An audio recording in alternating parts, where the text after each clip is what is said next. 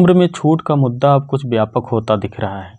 कभी सत्ता पक्ष में रहे तेजस्वी यादव ने एक मंच को संबोधित करते हुए कहा कि हमें सत्ता में लाइए, हम सत्ता में आते ही 2 दिन के भीतर शिक्षक भर्ती बहाली प्रक्रिया में उम्र में छूट की घोषणा कर देंगे। वैसे राजनीति की सत्ता में कुछ भी अस्थायी नहीं होता, न सरकार अस्थायी होती है और न ही सरकार के मंत्रियों के भाषण। जैसे समय परिस्थिति होती है, रंगमंच पर बोलचाल की भाषा का चाल चलन बदल जाता है। वैसे रोजगार के लिए संघर्ष कर रहे अभ्यर्थियों के लिए किसी व्यक्ति विशेष पार्टी का मतलब नहीं होता। अच्छे समर्थक के साथ साथ अच्छे आलोचक होना अत्यंत आवश्यक होता है। वैसे ये मुद्दा जितना व्यापक होगा, ओवर एज हुए अभ्यर्थियों के लिए उतना ही अच्छा है। चुनाव नज़दीक है, विपक्ष हमेशा सत्ताधारी पार्टी की नाकामियों को एजेंडा बनाती रही है। किसी भी सत्ताधारी सरकार पर उसकी मनमानियों पर अंकुश तभी लगाया जा सकता है जब विपक्ष की सरकार का भी अपना एक वजूद हो, अपना एक एजेंडा हो। ठीक है, अच्छी बात है कि उम्र में छूट का मुद्दा मंच पर पहुंच रहा है, उम्र में छूट का मुद्दा व्यापक हो रहा है, ये बहुत अच्छी बात है।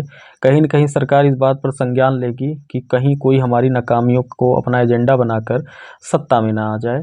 तो अच्छी बात है कि ये चीज़ें पहुंच रही हैं। ये बात अलग है कि जब सत्ता में ये सरकार थी मिलकर, तो इन्होंने भी छूट देने के पक्ष में कभी भी अपनी रुचि को नहीं दिखाया।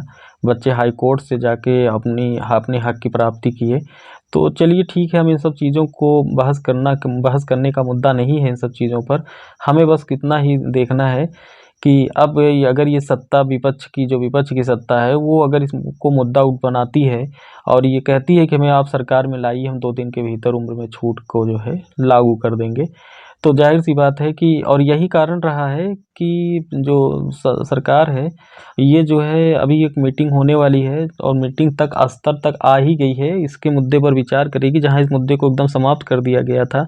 परीक्षाओं की तिथि घोषित हो गई थी, तो उस परीक्षा की तिथि को स्थगित करके इस मुद्दे पर एक मीटिंग होने वाली है, जिसमें प्राथमिक से लेकर हायर तक के शिक्षा पदाधिकारी आएँगे और उस बात पर ही मीटिंग होनी है कि इन्हें किस स्तर से छूट दी जाए या ना दी जाए, अपीयरिंग वालों को मौका मिले या ना मिले, लेकिन मिलेगा ही, नकारात्मक नहीं आएगा रिजल्ट, सकारात्मक ही रिजल्ट आएगा। क्योंकि अब इन्हें पता है कि विपक्ष इनके इस मुद्दे को उठा के अपना एजेंडा बना के और प्रचार प्रसार करेगी और जाहिर सी बात है एक जन सैलाब जो है उधर चला जाएगा, लोकप्रियता घट नहीं जाए। और कभी कोई जो सत्ताधारी सरकार नहीं चाहती किसी मुद्दे पर उसकी कोई कड़ी कमज़ोर हो। इस मुद्दे पर आपको छोटी से छोटी, बड़ी से बड़ी पल पल की अपडेट लगातार मिलती रहेगी। आप हमारे चैनल को सब्सक्राइब करना ना भूलें। धन्यवाद।